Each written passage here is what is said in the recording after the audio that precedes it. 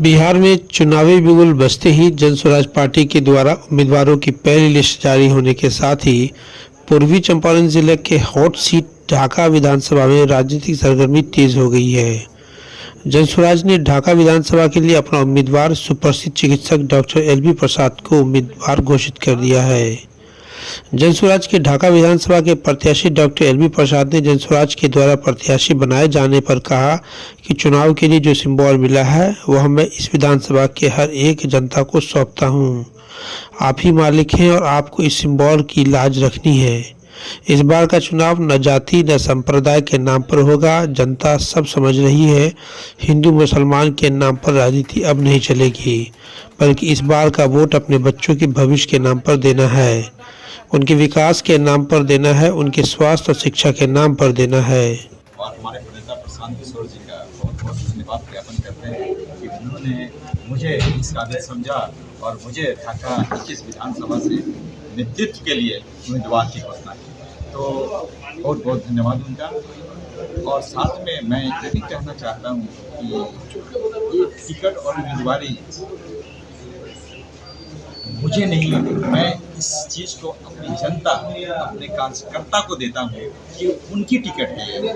और सब जनता जो जनसुराज की बातों से सहमत है और कमिंग टाइम में जनसुराज के साथ हर पल हर दिन खड़ा रहने को तैयार है, मैं ये टिकट उन लोगों को डेडिकेट करना चाहता हूँ। एक तरफ दूसरी तरफ आपका ये जो क्या कहते हैं जातिवाद से जुड़े हुए नेता है जो एक समीकरण पर काम करते हैं, वैसे में आप एक डॉक्टर हो कि कैसे इन दोनों से निपटेंगे? देखिए, डेफिनेटली हमारा ढाका विधानसभा तो इन सब चीज़ों में काफ़ी माहिर है और बिहार का बहुत चर्चित सीट माना जाता है, क्योंकि यहाँ के जनप्रतिनिधि इसी बात पे वोट्स में लास्ट समय में वो धर्म के नाम पे, जाति के नाम पे, अपने किसी के नाम पे वो लोग राजनीति किए हैं। लेकिन मुझे लगता है लोगों को मैं ये विश्वास दिलाता हूँ, मैं लोगों से बातें करता हूँ, जब जन संपर्क के लिए मैं गांव-गांव जब जा रहा हूँ तो लोगों से ये सब बातें मैं कर रहा हूँ। लेकिन मुझे लगता है अब लोग समझदार होते जा रहे हैं। विगत 35 सालों से जो दुर्दशा है बिहार की, लोग समझ चुके हैं। जैसा कि आप समझ सकते हैं कि नीति आयोग की रिपोर्ट्स के बाद अभी भी बिहार इतनी सालों के बाद भी सबसे पिछड़ा राज्य है, सबसे गरीब राज्य है, सबसे पलायन करता हुआ राज्य है। तो व्यवस्था बदली कहाँ है? लोग समझ रहे हैं कि हमें जनप्रतिनिधि हमें जाति के नाम पे, धर्म के नाम पे तोड़ रहे हैं। अब ऐसा कुछ नहीं होने वाला है। ढाका विधानसभा में लोग अब विकास ढूंढ रहे हैं, अब भ्रष्टाचार मुक्त बिहार की कल्पना कर रहे हैं। तो डेफिनेटली बदलाव होगा, लोग समझदार हो गए हैं। अब ये जात पात का फैक्टर और धर्म का कोई फैक्टर नहीं रहेगा। मुझे लगता है इस ढाका विधानसभा लोग 5 काम क्या करते हैं? डेफिनेटली जो हमारे जनसुराज के फंडामेंटल्स में जो एजेंडा है कि जनसुराज आएगा 5 काम हो जाएगा, जैसे कि शिक्षा को प्रायोरिटी दी जा रही है, हेल्थ को, पलायन रोकने की बात हो रही है, किसानों को और भी सशक्त करने की बात हो रही है, जैसे मनरेगा से जोड़ना, और महिलाओं को भी स्वरोजगार हेतु एक मूलधन अच्छी 5 लाख की राशि मात्र 4% की ब्याज पे जो बातें हो रही हैं। तो इस एजेंडा को जो हम बिहार में तो हैं ही, वो सारे हमारे विधानसभा में भी उपलब्ध, लेकिन हमारा विधानसभा कुछ अलग तरह का भी है। जो हम बता रहे हैं कि धर्म के नाम पे, तो हमारी एक सामाजिक सौहार्द ऐसा बने, सारे धर्म के लोग अच्छे से मिल के रहे, भाईचारा बने, हिंदू मुस्लिम भाईचारा बने, इस चीज़ को प्रायोरिटी पहला रहेगा। दूसरा भी डॉक्टर हेल्थ सेक्टर और स्वास्थ्य के ऊपर रहेगा। हेल्थ सेक्टर में हमारा कहना यही कि ब्लड बैंक की हम बात करते हैं, विगत 10 सालों से यहाँ पे बात होती है ब्लड बैंक का, लेकिन अभी तक ब्लड बैंक ये हमारे ढाका 21 विधान, जबकि यहाँ पे अनुमंडल अस्पताल बहुत बड़ा है, बहुत बड़ा बिल्डिंग बनी है। आप जब जाके उसके अंदर की फैसिलिटी देखेंगे तो आपको लगेगा कि हाँ, इसकी कितनी अच्छी व्यवस्था सरकार ने बनाई है। तो क्या व्यवस्था किस लिए बनी है? लोगों को जब तक उस व्यवस्था का फायदा नहीं है। तो जनसुराज प्रत्याशी डॉक्टर एलबी प्रसाद ने कहा कि यहाँ के लोगों को प्रत्याशियों के बहकावे में नहीं आना है, कारण कि वे लोगों को धर्म के नाम पर, जाति के नाम पर, अन्य लुभावने वादों के नाम पर बांटते हैं।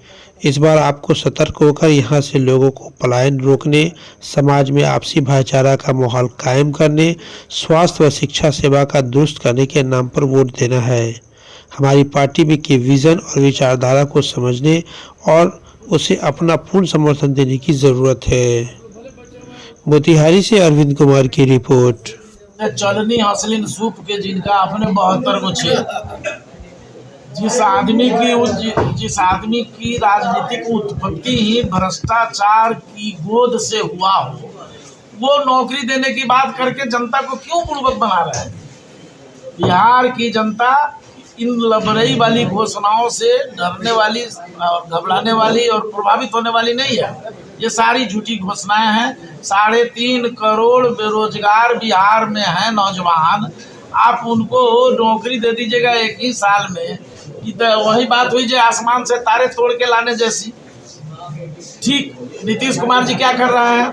जब आदरणीय प्रशांत किशोर जी ने पदयात्रा की 2 बरस तक और 1 बरस से बदलाव यात्रा कर रहे हैं, तो सरकारें इतनी डर गई हैं। सीआईडी और इंटेलिजेंस ब्यूरो का रिपोर्ट जो सरजमीन से जा रहा है गवर्नमेंट ऑफ इंडिया को और गवर्नमेंट ऑफ बिहार को, जिसमें बताया जा रहा है जो जमीन खिसक चुकी है भाजपा की एनडीए सरकार की, जन सुराज काफ़ी मजबूती के साथ बिहारियों की पहली पसंद बनती जा रही है।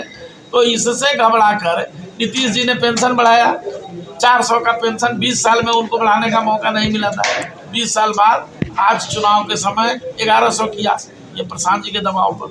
उन्होंने जो 10,000 रुपये महिलाओं को ऋण दिया है, ये प्रशांत जी के दबाव पर। ये ऋण नहीं है, एक तरह से रिश्वत दिया जा रहा है। कल होकर के वही रुपया सूद सहित ब्याज सहित ये सरकार उन महिलाओं से पकड़ के घर में गिरफ्तार करके छीन लाएगी। तो सरकार ये ठग रही है, जनता को बुड़बक बना रही है।